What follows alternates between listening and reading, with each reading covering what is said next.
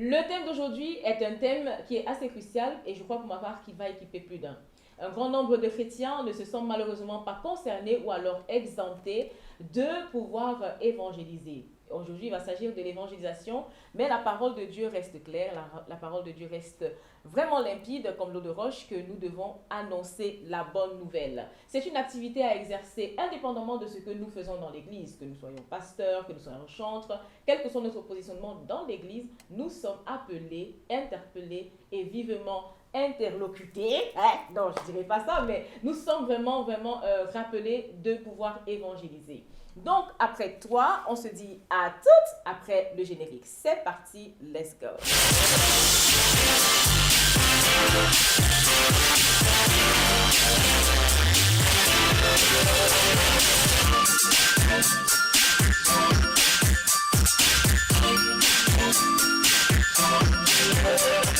Christ Lover et bienvenue dans ce nouvel épisode de The Christ Lover Show.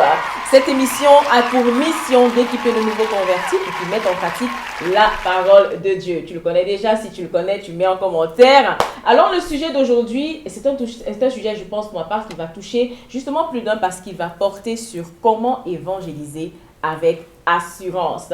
Et donc, ça va concerner justement l'élément aussi qui peut faire la taille d'un grain de sénévé et qui peut déplacer les montagnes. Si tu as compris de quoi est-ce que je parle, tu peux mettre en commentaire la réponse. Donc, ça va concerner aussi cet élément-là.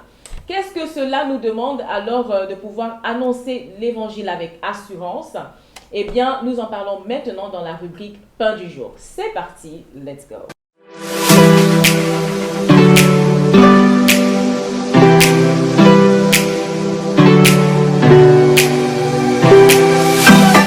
L'exhortation du jour est tirée de justement l'histoire de Paul et de Barnabas qui justement annonçaient l'évangile avec assurance. On peut lire justement dans le livre de Actes des Apôtres 14 à partir du verset 3. Voici ce que la parole de Dieu nous dit. Paul et Barnabas restèrent donc assez longtemps à Iconium. Ils parlaient avec assurance, appuyés sur le Seigneur qui rendait témoignage à la parole en permettant qu'il se fasse par leur intermédiaire des signes miraculeux et des prodiges. Avant de démarrer, il est crucial de s'intéresser d'abord à pourquoi l'on devrait évangéliser ou annoncer l'évangile avec assurance. Et de préciser que justement le synonyme du mot assurance dont il est question ici, donc moi je pense qu'il est question ici, c'est la foi. Et la foi elle-même est définie justement dans le livre de Hébreux 11 au verset 1 comme étant la ferme assurance. Et la version parole vivante nous dit que c'est la ferme confiance dans la réalisation de ce qu'on espère et d'être certain de la réalité de ce qu'on ne voit pas. Donc, pourquoi l'on doit annoncer l'évangile ou encore pourquoi l'on devrait évangéliser avec assurance ou foi? Donc, on évangélise avec assurance ou alors on évangélise avec foi dans le but d'aller au but de sa mission. Il faudrait aller au bout de sa mission.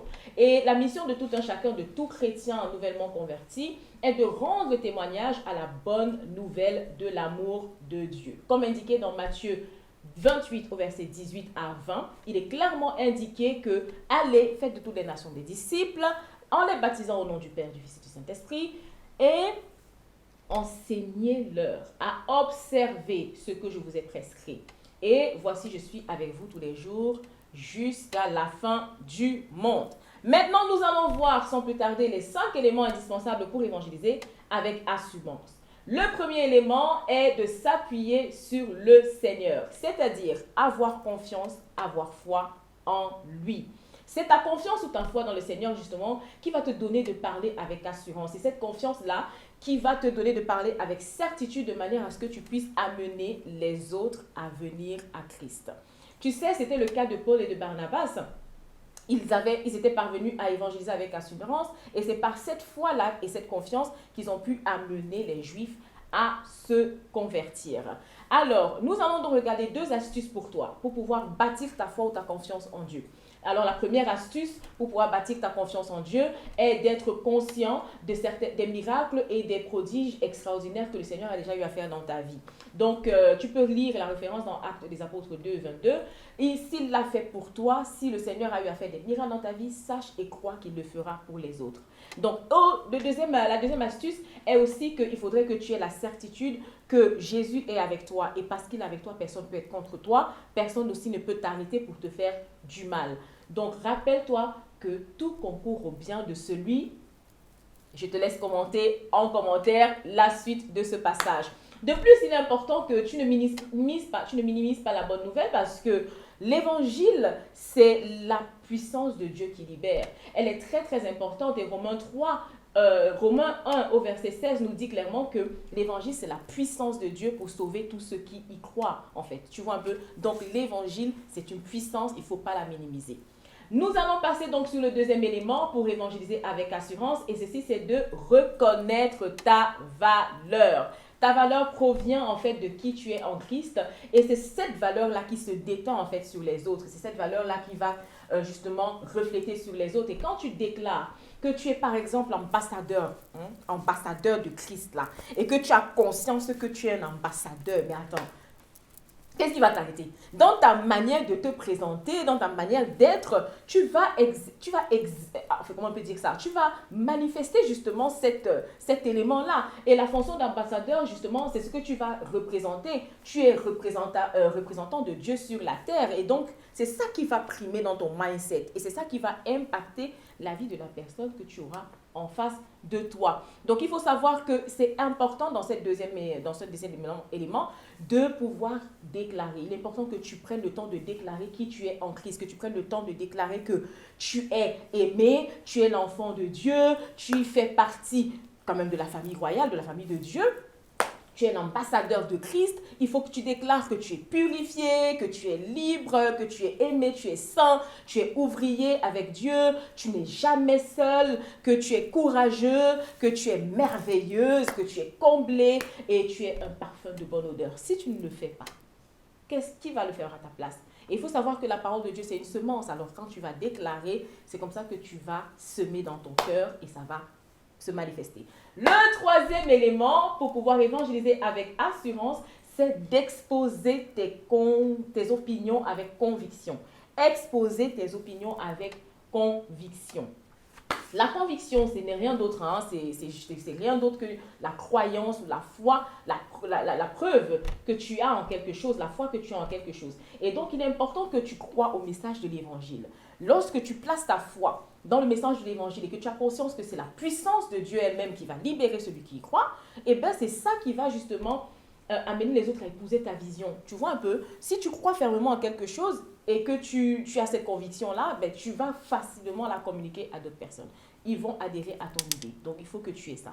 Le quatrième élément, mais pas des moindres, c'est de pouvoir planifier ton discours. Et donc, planifie ce que tu vas dire de façon adéquate. Nous allons voir plus tard. Mais le but de la planification, c'est pourquoi? C'est te permettre d'avoir en avance, tu vois un peu, c'est te permettre d'avoir d'avance le message de l'évangile ou ton témoignage que tu as déjà répété plusieurs fois devant le miroir, tu as ton message que tu as déjà dit, tu sais que quand tu vas voir une personne, voilà ce que, en gros, du début jusqu'à la fin, ce que tu vas lui donner comme message. Donc, il faut apprêter ça. Et toute cette préparation, c'est ce qui va te permettre de présenter tes idées de manière claire, de manière simple, de manière, comme on dit en anglais, to the point.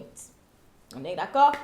Le cinquième élément, justement pour que tu puisses évangéliser avec assurance, c'est de connaître à qui tu t'adresses, connaître ton public cible. Donc, tu ne vas pas aller t'aventurer dans des... Voilà, tu ne vas pas aller évangéliser quelqu'un qui n'a pas le même mindset que toi. Donc, si tu es jeune, c'est préconisé que tu ailles vers les jeunes, mais ça ne veut pas dire que c'est interdit pour que tu ailles vers les vieux. Mais peu importe vers qui tu vas aller, justement, sache vers qui tu vas et adapte ton discours en fonction.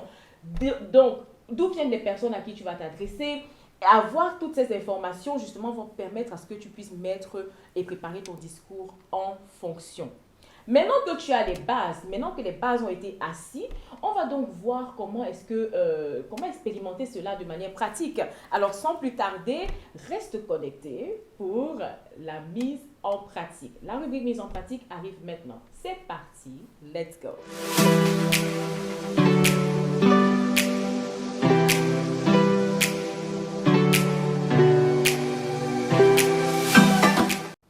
Regardons ensemble comment Paul a rendu témoignage à la bonne nouvelle en évangélisant Corneille et sa famille. Nous allons donc, sans plus tarder, regarder dans le livre des Actes des Apôtres 10, à partir du verset 34 au verset 43. Je t'invite à lire cela. Donc, il faut savoir qu'avant d'aller chez Corneille, Paul a été visité par des hommes de main de Corneille. Et ils sont venus chez lui, ils lui ont dit en fait ce qui les amenait. Regardons ensemble dans Actes des Apôtres 10 au verset 21. Pierre descendit et dit à ces hommes, me voici, je suis celui que vous cherchez. Quelle est la raison qui vous amène ici? Ils répondirent, l'officier romain Corneille est un homme juste et craint Dieu. Toute la nation des Juifs lui rend un bon témoignage. Or, il a été divinement averti par un saint ange de te faire venir dans sa maison afin d'écouter tes paroles. Waouh! De plus, au verset 1, on nous décrit clairement qui était Corneille. La parole de Dieu nous dit qu'il y avait à Césarée un homme appelé Corneille qui était officier dans la troupe romaine appelée cohorte italienne. Un chef, un officier, c'est quoi? C'est un fonctionnaire qui est affecté justement dans un service de commissariat. Il est placé sous les ordres justement d'un commissaire et il mène des enquêtes, il dirige les opérations de terrain. Un fonctionnaire, c'est quelqu'un qui gagne bien sa vie. Et là, on parle d'une époque. Donc, Corneille, c'était quelqu'un qui était, il avait quand même l'argent qui, voilà, he had money. Donc, au verset 2, on nous renseigne aussi, on nous précise que Corneille était pieux. Il était quelqu'un qui était pieux, il était quelqu'un qui craignait Dieu, lui et toute sa maison. Il donnait justement beaucoup d'argent aux pauvres. C'était quelqu'un qui ne cessait pas de prier Dieu. Et donc, on peut dire que Paul, ayant tous ces éléments-là, savait un peu, tu vois un peu à qui il avait affaire. Il avait beaucoup d'éléments qui lui indiquaient qui était Corneille. Il connaissait plus sur la personne de Corneille et la famille de Corneille qu'il allait rencontrer. Et ça lui a permis, on peut dire, d'ajuster son discours en fonction. Je t'invite à t'inspirer du discours de Paul chez Corneille, Je t'invite à vraiment t'inspirer de ça pour te montrer en fait comment il a préparé son discours et ce qu'il avait à dire à Corneille. Quand on regarde justement le passage dans Actes des Apôtres 10, comme je l'ai dit au verset 34 à 43, on peut lire à partir du verset 35, du verset 37 que voilà ce qu'on peut lire. Vous savez ce qui est arrivé dans toute la Judée après avoir commencé en Galilée suite au baptême. Jean a prêché. Il a prêché de lieu en lieu, le bien, en faisant le bien, en guérissant tous ceux qui étaient sous la domination du diable parce que Dieu était avec lui. Dieu, au verset 40, Dieu l'a ressuscité au troisième jour, a permis qu'il apparaisse non à tous les peuples, mais aux témoins choisis d'avance par Dieu.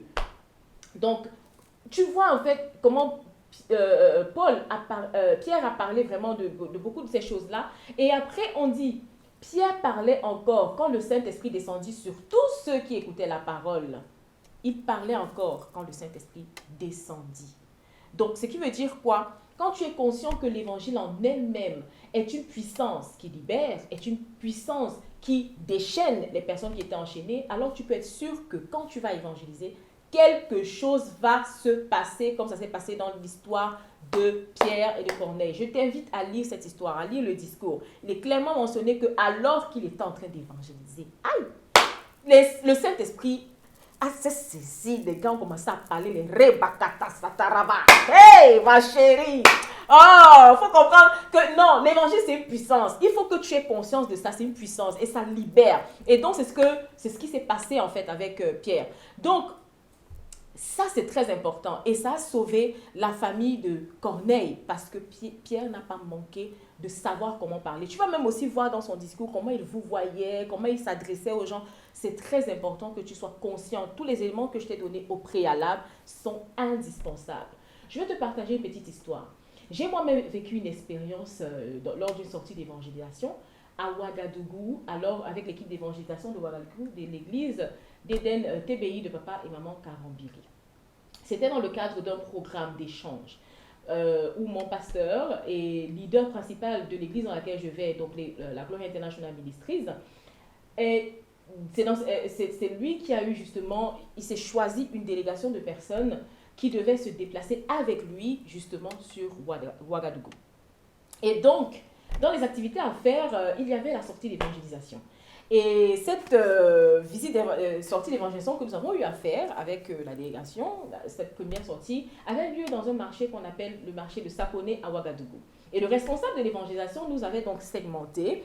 Il segmentait les personnes par groupe de délégation déjà, 2, la délégation, et puis il ajoutait les membres de son équipe d'évangélisation à chacun, parce qu'on ne parlait pas la langue locale, qui est le moré. Et donc justement, on nous a assigné à mon époux et à moi une dame qui parlait le moré. Et justement, nous sommes donc sortis évangéliser dans le marché de Saponné avec cette dame-là. Nous étions donc mon époux et moi.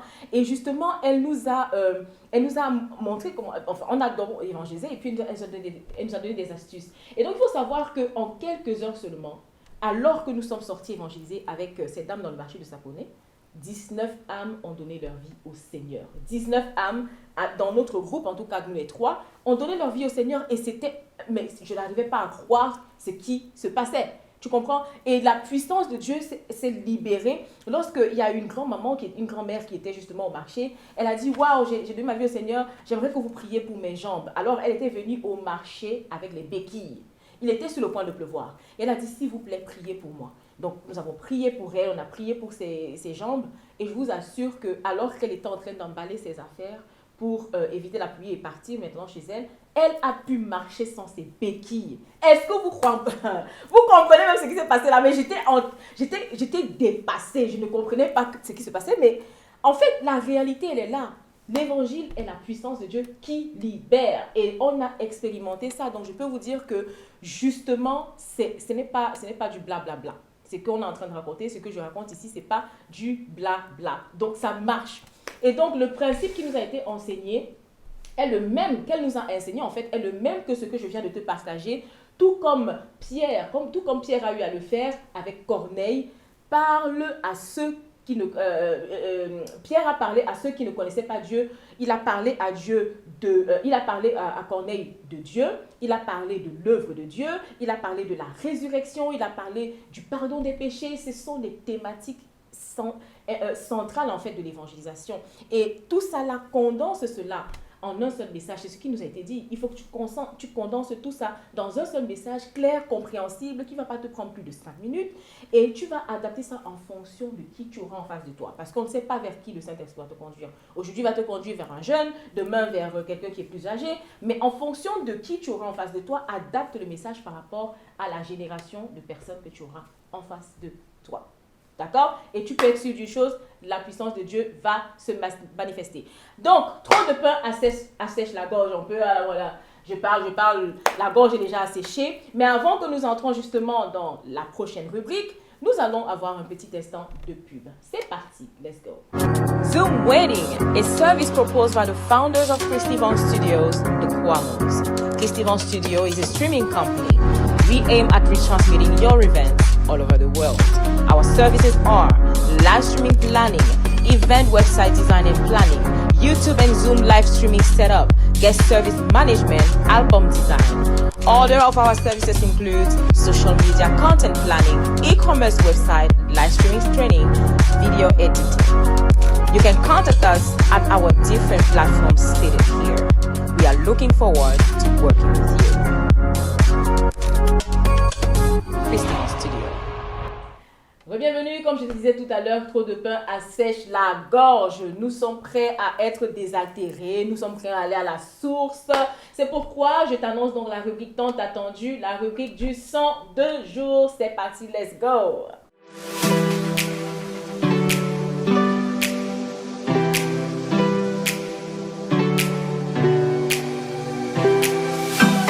Le son du jour, la cosa du jour, mon frère et ma soeur Christ Lover. En fait, le son du jour n'est rien d'autre que le son du chantre et pasteur Lord Lobo. Il l'a chanté avec son frère Gamaliel Lobo. Et le titre du son est Déterminé. Pourquoi le choix du son? Le son, c'est un son justement qui parle, qui rappelle qu'il faut être déterminé pour accomplir la course. On va lire les lyriques ensemble. Je suis déterminé à aller jusqu'au bout. Je suis déterminé à bien finir ma course. Là, il faut savoir que la course dont il est question ici, c'est la course pour gagner les âmes à Dieu. Et c'est ce que Dieu veut vraiment. Donc, pour cette course-là, pour sortir évangéliser, mon frère, ma soeur, une chose est claire, tu vas devoir être déterminé. Il va te falloir une détermination, il va te falloir avoir la foi. Et tout ça, ce sont des éléments, on va développer au fur et à mesure que le show est en train d'évoluer, mais tu as besoin d'avoir ça. Donc, alors que tu vas suivre le son du jour, j'espère vraiment que tu vas te rappeler qu'il faut que tu sois déterminé. Que tu sois déterminé pour bien terminer la course pour gagner les âmes au Seigneur. J'espère que tu vas vraiment t'en rappeler et que tu vas pouvoir mettre cela en pratique. Sinon, de Christ Lover, nous sommes arrivés à ce stade de la vidéo. Et à ce stade de la vidéo, je crois pour ma part que tu as eu tous les outils nécessaires pour pouvoir t'équiper à évangéliser avec assurance. Alors que tu attends la vidéo de la semaine prochaine, sache que sur cette plateforme de YouTube, d'accord, je partage des trucs et des astuces, je partage tout ce qui est nécessaire pour équiper le nouveau converti pour qu'il marche avec le Seigneur et mette la parole de Dieu en pratique. Alors rassure-toi de liker, de partager, de me suivre sur mes réseaux sociaux, notamment Instagram, à The Christ Lover. Et nous allons justement bâtir cette communauté de personnes qui aiment le Seigneur, Christ Lover. Si tu arrives à ce stade de la vidéo, tu peux toujours mettre un commentaire de la partie qui justement t'a marqué et on va garder l'échange. Donc voilà, merci d'avoir suivi la vidéo d'aujourd'hui et je te dis à la prochaine. Que le Seigneur te bénisse. We'll be right back.